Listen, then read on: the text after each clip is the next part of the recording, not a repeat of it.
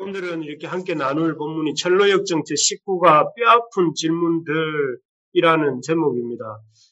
오늘은 크리스찬이 이제 아름다운 궁전에서 보내는 마지막 날이라고 할 수 있습니다. 그래서 크리스찬이 지난주에는 분별과 경건, 신중이라고 불리는 그 교회 직원들, 여성으로 나오는 이 교회 직원들과의 대화를 나누는 장면이 있었고, 오늘은 마지막으로 자비라고 불리는 그런 교회 직원, 교회 직원이라 하면 목회자나 또 장로나 장로님이나 또 아니면 그 안수집사와 같은 이런 분들을 교회 직원이라고 부르는데, 그런 교회의 구성원들과 대화를 나누는 장면입니다.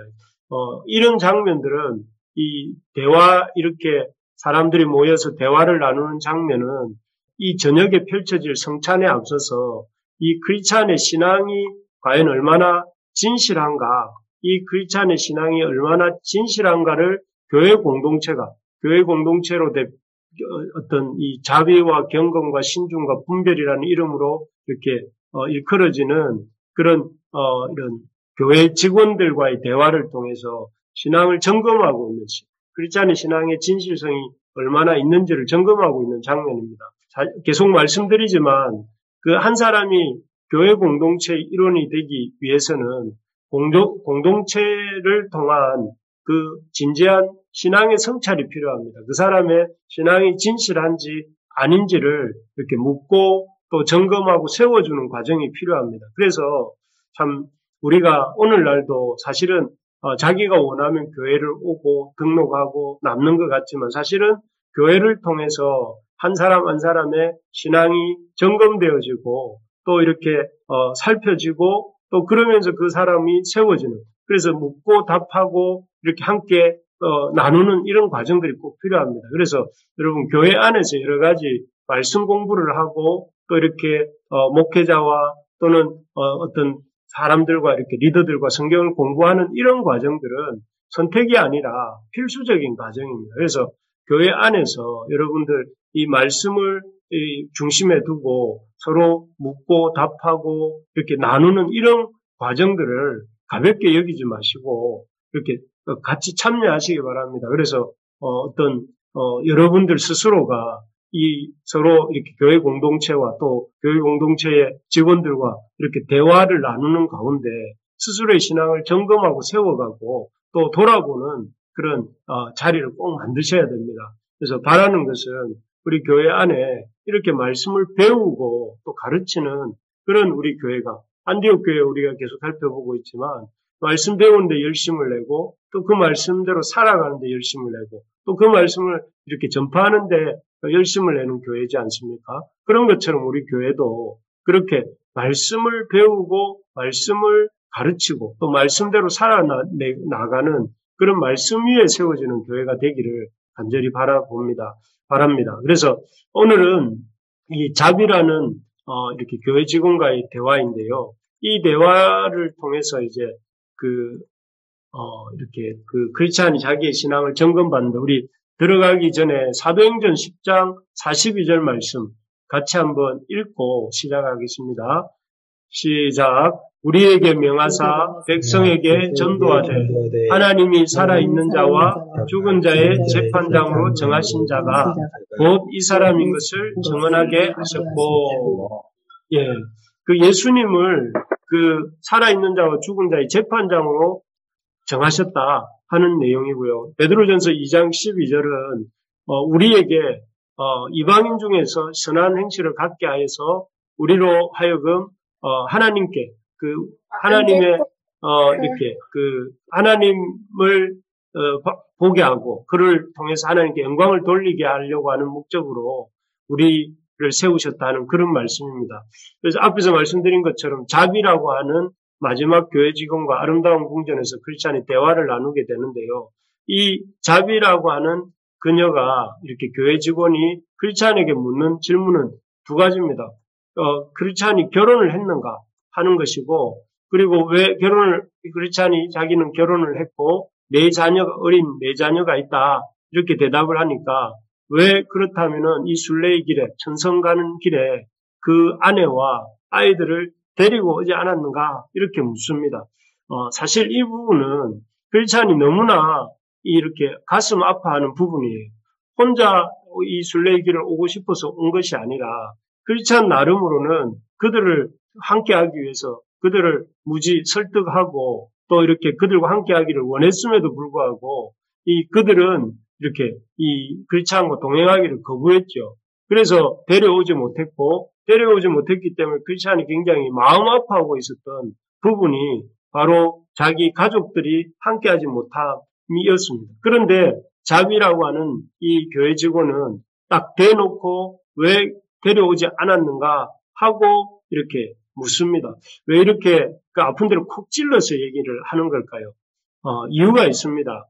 그 이유는 전도야말로 그 가장 가까운 가족들을 포함해서 우리 이웃에게 복음을 전하는 일이야말로 그 사람의 그 사람이 참으로 그리스도인인지 아닌지를 나타내어주는 표시이기 때문에 그렇습니다. 우리가 진정으로 이렇게 예수님을 따르고 또 하나님 나라의 백성이 되고 하나님 자녀로서의 복을 받아 누리게 되었을 때에 참 증거가 그 눈으로 나타나는 그런 하나님 자녀된 증거, 또 하나님의 백성된 증거가 무엇이냐면은 그 받은 기쁨과 받은 참 은혜를 다른 이들과 함께 누리고 싶은 마음이 생겨나는 것이 자연스러운 이 증거입니다. 그래서 우리가 참 하나님의 자녀가 되고 하나님의 백성으로 복을 받아 누릴 때에 우리 속에 그런 하나님 자녀됨과 백성됨의 그런 표시가 뭘로 나타나느냐 하면은 주변에 있는 이웃들에게 제일 먼저는 가장 가까운 가족이겠죠. 가족에게 그런 전도하고 싶은 복음에 대해서 알려주고 싶은 하나님 나라에 대해서 알려주고 싶은 그런 마음이 생기게 되는 것입니다. 그런 마음이 생겨야 되고 또 그런 마음이 있었는지 없는지를 지금 묻고 있는 것이 자비라고 하는 이 직원이 이 크리스찬에게 묻고 있는 질문의 의도인 것입니다. 바라는 것은 우리 부르심의 가족들 모두가 이렇게 그 진정으로 하나님 나라의 백성이 되고 또 하나님의 자녀로서 복을 받아 누리고 있는 줄 믿습니다.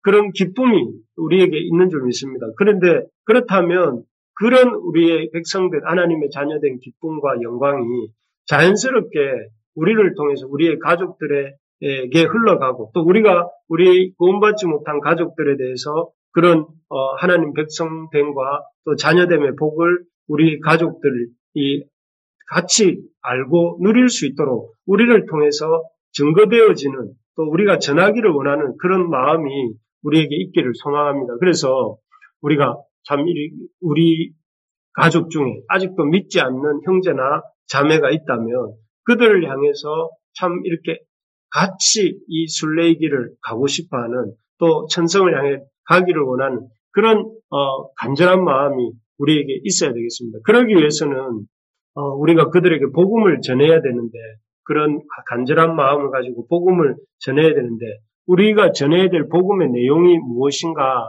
하면은요 이런 것입니다. 자, 우리 사도행전 10장 42절 제가 한번 읽어보겠습니다. 우리에게 명하사 백성에게 전도하되 하나님이 살아있는 자와 죽은 자의 재판장으로 정하신 자가 곧 이 사람인 것을 증언하게 하셨고 이 사람은 누구냐면은 바로 예수님입니다. 예수님을 하나님이 어떻게 정하셨냐면 살아있는 자와 죽은 자의 재판장으로 정하셨다고 되어 있습니다. 참 예수님이야말로 이 땅에 참 이렇게 산자와 죽은 자의 재판장이신데 이 말씀 속에는 두 가지 그런 이렇게 감춰진 비밀이 있는데 첫째는 이 마지막에 재판이 있다는 것이에요. 우리 인생의 종말에 또 역사의 종말에 그런 하나님의 재판이 있다, 심판이 있다 하는 것이죠. 그래서 이 우리의 역사가 한도 없이 끝도 없이 끊임없이 진행되는 것이 아니라 인류의 역사에는 또 이 우주의 역사에는 마지막이 있고 그 마지막에는 이런 재판이 있다, 하나님의 심판이 있다 하는 것입니다.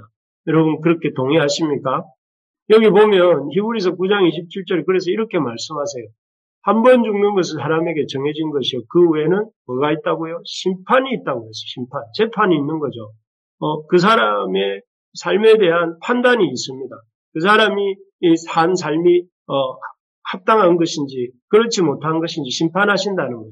그 심판대의 특징이 뭐라고 하느냐면 고린도후서 5장 10절 우리 같이 한번 읽어볼까요? 시작.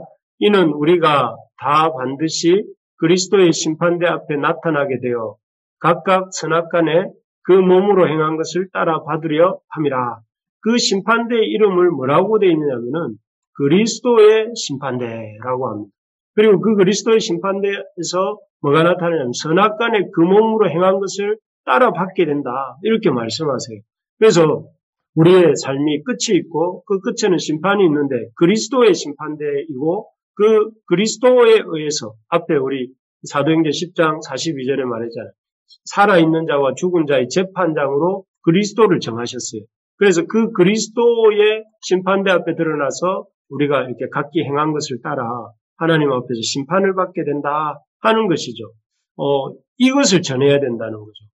우리가 두렵고 떨리는 말씀이지만, 하나님께서 천지를 창조하셨고, 또 하나님께서 그 창조하신 천지 만물을 하나님 뜻대로 다스리시다가 마지막 날에 각 사람에게 그 하나님의 뜻에 기초해서 그리스도의 심판대 앞에서 모든 사람을 심판하신다는 거예요. 그래서 예수 그리스도를 구원자로 인정하고 예수 그리스도를 주님으로 인정하고 하나님과의 바른 관계에 들어간 자들에게는 의의 심판을 또 이렇게 그리스도를 거부하고 그리스도의 그 주대심을 거부한 자들은 영벌의 심판으로 들어가게 된다 하는 사실을 우리가 우리의 이웃들, 우리의 가족들을, 우리 형제 자매들을 포함해서 우리의 이웃들에게 대해서 이것을 알려야 된다는 것이죠. 그래서 복음을 전한다고 할 때 우리가 알려야 될 것은 무엇이냐면은 하나님이 이 세상 만물을 지으시고 이 역사의 주관자이실 뿐만 아니라 마지막 날에 그리스도로 말미암는 사람들을 향한 하나님의 심판이 있다 하는 사실을 이렇게 전해야 되는 것이죠. 그래서 우리가 오늘 수요일인데 교회 앞에서 이렇게 전도 모임을 하는 이유도 그런 것입니다. 긴 말은 하지 못했지만 우리가 그들에게 전하고 싶은 것은 무엇이냐면은 하나님이 계시고 하나님이 이 우주 만물을 다스리시고 우리의 구주는 주님이시고 그리스도를 믿음으로 우리가 구원을 얻는다 하는 사실을 전하는 것이죠. 그런데 우리가 이렇게 전해보면 느끼는 것이지만 이렇게 복음을 전하는 것이 참 쉽지 않다 하는 생각을 하게 됩니다. 마스크를 나눠주는데도 아주 이렇게 별로 이렇게 그것을 감사하게 받는 분도 계시지만 또 어떤 분들은 아예 이렇게 거부하고 듣지도 않으려고 하는 사람들이 많습니다. 사실 우리도 집에 가서 그러잖아요. 그래도 밖에서는 좀 이렇게 모르는 사람이니까 거절해도 좀 그런데 우리가 집에 들어가서 복음을 전해보면 가족들은 더더욱 우리에 대해서 우리가 전하는 복음을 하나님의 창조와 예수님의 구주되심과 그리스도 앞에서 받게 될 심판에 대한 우리의 말들을 잘 안 들어요. 거부하죠. 이런 사람들과 가족들의 이런 거부하는 태도 앞에서 우리가 어떻게 그들에게 하나님의 그 복음, 이 하나님의 심판에 대한 말씀을 전할 수 있을까요? 그것에 대해서 이제 오늘 이 자비가 크리스찬과 대화하는 가운데 우리에게 실마리를 주는데요. 첫째는 어떻게 우리가 이 세상을 향해서 하나님에 대해서 듣기 싫어하고 그리스도의 복음 앞에서 이렇게 굳어져 있는 이 세상 사람들을 향해서 복음을 전할 수 있을까요? 어떻게 그들에게 심판이 있다는 사실과 그 심판의 기준이 예수 그리스도라는 사실과 그 예수 그리스도를 받아들이지 않을 때 우리가 영원한 이렇게 벌로 영원한 참 고통의 상태로 들어갈 수밖에 없고 우리가 예수 그리스도를 믿음으로서만 의롭다함을 얻고 하나님 나라의 백성이 되고 하나님의 자녀가 된다는 사실을 어떻게 전할 수 있을까요? 이런 말들을 순순하게 그들이 듣게 하려면 어떻게 해야 될까요? 첫째는 이것입니다. 하나님의 인도하심과 전도의 문이 열리도록 어떻게 해야 된다고요? 기도해야 합니다. 기도.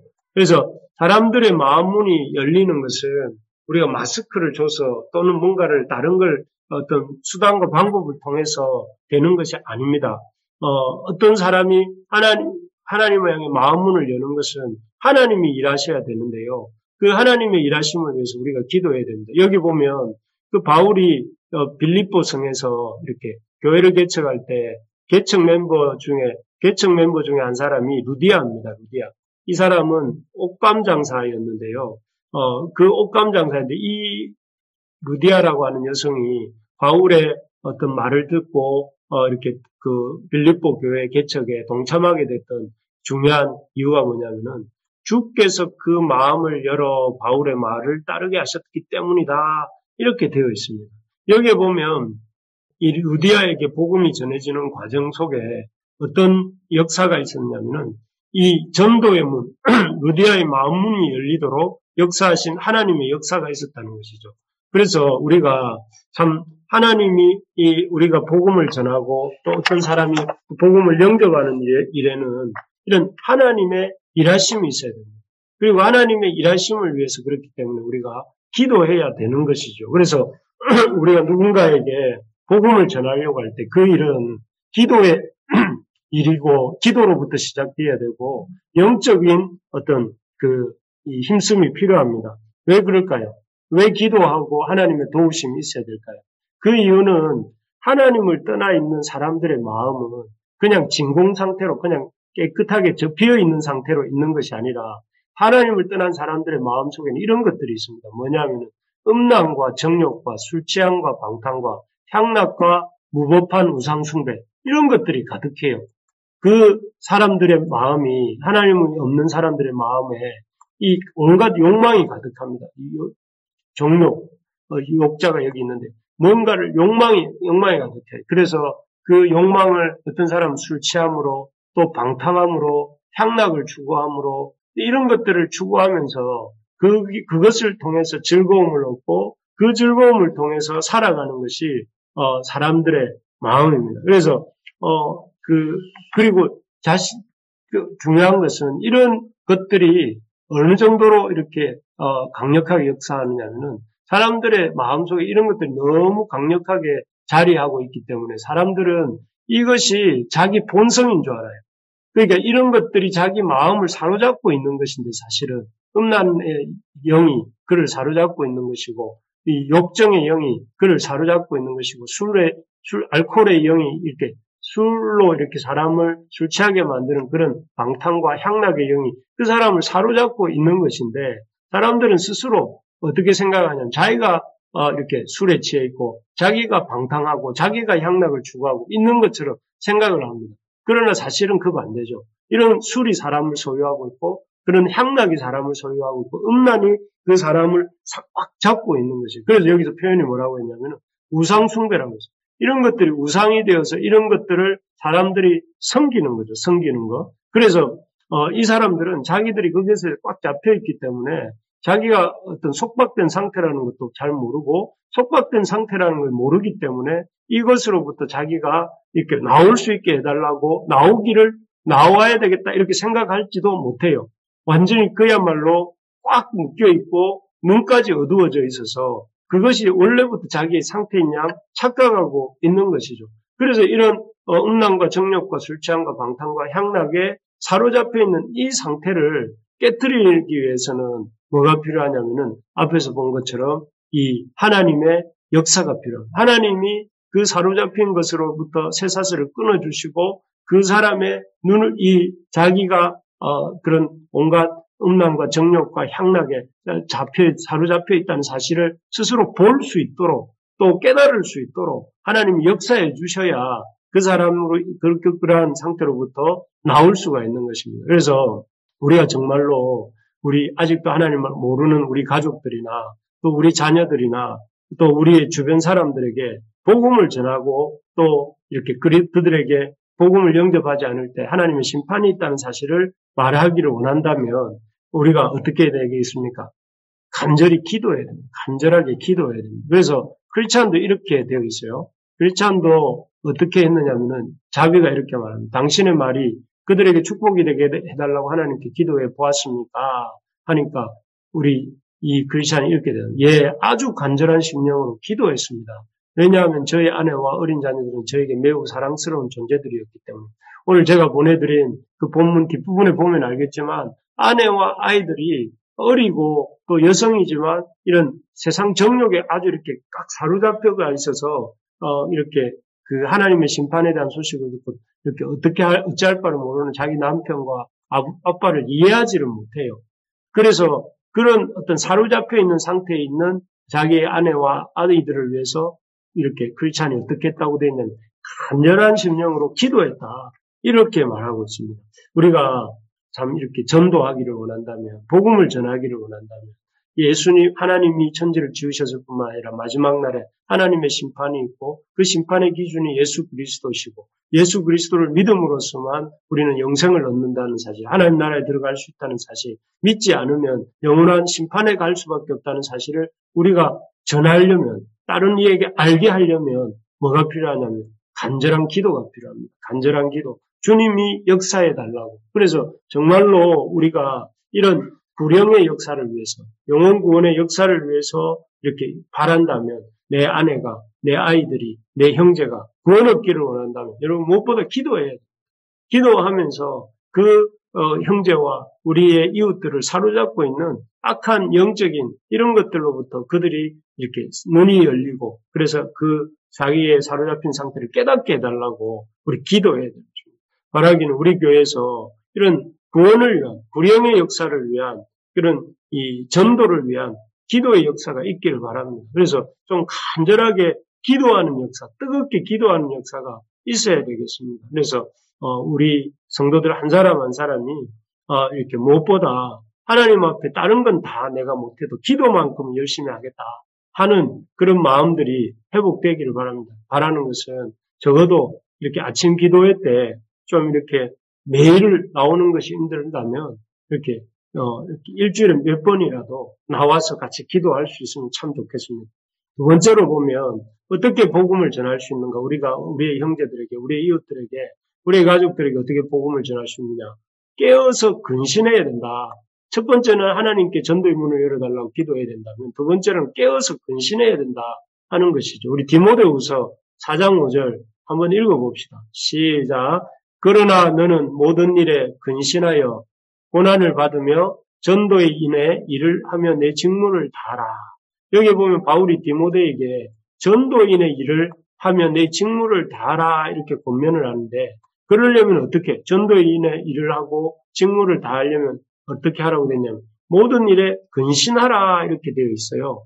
근신이란 말을 제가 사전에 찾아보니까 말이나 행동을 삼가하고 조심한다 이런 뜻이라고 되어 있더라고요. 그 말은 다르게 보면 그렇게 근신이란 말의 뜻을 가지고 이 구절을 생각해 보면 우리가 참 전도인의 일을 하기 위해서 이렇게 내가 어떤 모든 일에 근신해야 된다. 행동과 말을 삼가고 조심해야 된다 하는 것이죠. 그래서 참 이렇게 내가 하고 싶은 일이라고 다 하고 또 내가 하고 싶은 방식으로 다 하면서 이렇게 안 믿는 사람들에게 복음을 모르는 사람들에게 복음을 전할 수 있는 게 아니라는 거예요. 내가 하고 싶은 행동을 삼가고 내가 하고 싶은 말을 삼가고 그렇게 해야 근신해야 이렇게 우리가 전도인의 일을 하고 직무를 다할 수 있다 하는 것이죠. 오늘 본문의 크리스찬도 그렇습니다. 크리스찬이 이렇게 말을 합니다. 크리스찬이 자기 가족이 자기와 함께 순례길을 떠나게 하기 위해서 자기가 어떤 노력을 했는지를 얘기하는데 이렇게 말을 합니다. 또한 저는 논쟁이나 설득으로 사람을 붙잡는 것보다는 자연스러운 대화와 삶을 통해서 어떤 말보다도 이런 구체적인 행위가 있는 삶을 통해서 인도하는 것이 효과적이라는 것을 알고 있습니다. 그러나 제가 말씀드릴 수 있는 것은 저의 꼴사나운 행동으로 그들이 순례에 대한 혐오감을 갖지 않도록 정말 주의를 기울였다. 자기의 행동 때문에 꼴사나운 행동 때문에 다른 사람들이 혐오감을 갖지 않도록 조심했다는 것이죠. 그리고 이런 모습 때문에 사람들은 크리스찬에게 너무 꼼꼼한 사람이다라고 말을 했습니다. 그래서 저는 그들을 위해서 즉 그들이 어떠한 악한 모습을 저에게서 발견하지 못하도록 제 자신을 부정했습니다. 그러니까 삶을 통해서 그들에게 보여주는 것이 중요하다 하는 것을 알고 있었고 그래서 꼴사나운 행동을 하지 않도록 꼴사나운 행동으로 인해서 그들에게 혐오감을 주지 않도록 노력을 했다는 거예요. 그래서 자기의 악한 모습 때문에 어떤 사람들이 이렇게 마음의 문이 닫히게 하지 않게 하기 위해서 자기가 애를 쓰고 노력을 했다 이렇게 밝히고 있습니다. 여기 보면 크리스찬이 얼마나 이렇게 그 가족에게 복음을 전하기 위해서 자신의 말과 삶을 삼가고 조심하고 있는지 잘 보여주고 있습니다. 우리가 복음을 전하려면 열심히 하나님의 그 문을 열어주시도록 그 하나님의 인도하심과 역사하심을 위하여 기도해야 됩니다. 그것과 아울러서 해야 될 일이 뭐냐면은, 우리가 말과 행동을 이렇게 근신해야 된다는 거죠. 말과 행동을 삼가고 조심해야 된다 하는 것입니다. 그래서 우리가 말은 줄이고 행동을 많이 하는, 정말 복음을 전하려고 할 때 말로만 많이 하고, 말을 많이 하고 행동은 적게 하는 것이 아니라 복음을 전하려고 한다면 말을 적게 하고 사랑의 성김과 행동을 많이 할 수 있는 그런 우리가 될 수 있기를 바랍니다. 그래, 근신을, 물론 말도 줄여야 되는 사람은 또 말을 줄여야 되겠죠. 말은 적게 하고 또 그러면서 행동은 사랑의 섬김의 행동은 이렇게 많이 할 때에 그런 삶과 또 그 삶에 부합되는 말의 모습을 보고 그렇게 절제된 말과 삶의 모습을 보고 사람들이 참 하나님 나라에 대해서 관심을 갖게 되고 하나님의 이 나라의 복음을 듣고자 하는 그런 마음들을 갖게 된다 하는 것입니다. 특별히 저는 바라는 것이 우리 부르심의 교회 식구들이 말을 조심하고 좀 말을 삼가고 좀 다른 이웃들을 섬기는 데 힘을 내었으면 좋겠습니다. 우리는 알게 모르게 말은 많이 하지만 이렇게 섬기는 일에는 너무 부족한 때가 많은 우리들이 아닌가 하는 생각을 하게 되는데요. 우리가 어찌하든지 말로만이 아니라 섬김을 통해서 다른 사람들을 이렇게 복음을 알지 못하는 사람들에게 적극적으로 복음을 전할 수 있는 우리 교회가 되기를 소망합니다. 사실 복음 전하는 일은 그 어느 때보다 지금 이 시대가 우리가 살고 있는 이 시대가 이렇게 더 긴급한 일이 되어가고 있는 것 같습니다. 왜냐하면은 우리 주변에 보면 하나님 모르고 예수 그리스도도 모르는 영혼들이 너무나 많다 하는 것 때문입니다. 사실 이렇게 순식간에 이 사람들에게 다가올 마지막을 이라는 것을 우리가 한번 생각해 보면 사실 모든 사람들에게 그 종말의 때는 갑자기 다가오지 않겠습니까? 오지 않겠습니까? 예수 그리스도의 어떤 복음 없이는 우리가 참 이렇게 어떤 사람에게든 우리가 천만금을 준들 그 사람에게 영원한 생명을 줄 수 있겠습니까? 사람들은 누구나 이렇게 필연적으로 종말을 부지불식간에 맞이할 수밖에 없는데 우리가 종말을 맞이할 수밖에 없는 어느 날 갑자기 종말을 맞이할 수밖에 없는 그들에게 줄 수 있는 가장 좋은 것이 무엇이겠습니까? 그들에게 많은 돈을 준다고 한들 그들이 그 돈으로 영원한 생명을 얻을 수 있겠습니까? 어떤 능력을 우리가 능력도 없지만 능력을 준다고 한들 그들이 영원한 생명을 얻을 수 있겠습니까? 없습니다. 우리가 그들에게 영원한 생명을 주고 어떤 영원한 복락을 누리게 해줄 수 있는 길은 바로 예수 그리스도를 통한 생명의 복음을 그들에게 전해주고 그들이 하나님 나라의 백성이 되도록 도와주면 그것이야말로 그 영원한 그 기쁨을 그들에게 이렇게 알려주는 그런 일이 되는 것입니다. 그래서 그것만큼 귀한 선물이 없겠죠. 그러니까 우리가 지금 우리 주변에 하나님도 모르고 하나님 나라도 모르고 예수 그리스도도 모르는 사람들에게 우리가 줄 수 있는 것은 돈이 아니라 우리의 뭔가가 아니라 우리 주님의 예수 그리스도에 대한 이런 복음인 것을 우리가 알고 참 그런 우리 형제들에게 또 우리의 이웃들에게 우리가 가지고 있는 최고로 좋은 것이 무엇입니까? 그것은 바로 이 예수 그리스도의 복음, 우리 주 예수 그리스도로 말미암아 구원을 얻는다는 이 복음을 전할 수 있는 우리가 되어야 되겠습니다. 정말 많습니다. 우리 주변에 하나님도 모르고 예수님도 모르는 사람들이 너무 많습니다. 그리고 알지도 못하면서 너무나 이렇게 강고하게 마음문을 닫고 있는 사람들이 너무 많습니다. 참 안타깝고 그런 사람들을 보면서 우리가 해야 될 일이 그런 사람들에게 예수 그리스도가 당신이 생각하는 그런 분이 아닙니다. 예수 그리스도가 이렇게 단순한 어떤 종교의 한 종류가 아니라 참으로 유일한 길이고 진리요 생명입니다 하는 것을 우리가 전해야 됩니다. 그 일을 위해서 우리가 세워졌고 교회가 세워진 것이지 않습니까? 그래서 우리가 더 열심히 복음을 전해야 되겠습니다. 두 번째로 보면 우리가 왜 깨어서 근신, 말도 삼가고 행동도 삼가면서 해야 되는가 하면은 모르는, 예수님을 모르고 하나님을 모르는 사람이 너무 많기 때문이고, 두 번째는 종말의 때가 너무나 가까웠기 때문입니다. 여러분 느끼시겠지만 엊그제도 우리가 존경하는 우리 이어령 교수님도 우리가 생각해볼 때 좀 더 계실 줄 알았는데 돌아가셨지 않습니까? 참 인류 인생의 종말도 참 우리가 참 원튼 원치 않든 이렇게 성큼성큼 다가와서 우리를 종말로 데려가는 것 같습니다. 뿐만 아니라 인류의 역사도 지금 언제 어떻게 종말이 올지 모릅니다.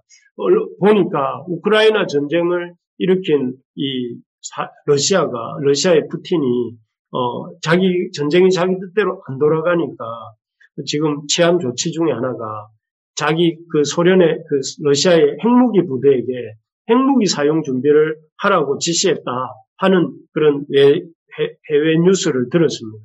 그 일을 들으면서 잘못하면 이 러시아와 우크라이나의 전쟁이 계기가 되어서 온 인류가 이렇게 같이 공멸할 수도 있겠다 하는 생각이 들었습니다.